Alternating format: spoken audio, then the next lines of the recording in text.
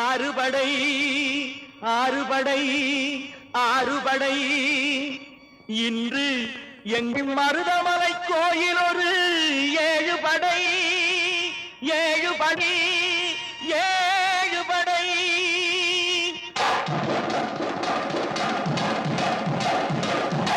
மருதமலைக்கு நீங்க வந்து பாருங்க ஒரு தரம் மருதமலைக்கு நீங்க வந்து பாருங்க ஈசன் மகனோடு மனம் விட்டு பேசி பாருங்க மருதமலைக்கு நீங்க வந்து பாருங்க ஈசன் மகனோடு மனம் விட்டு பேசி பாருங்க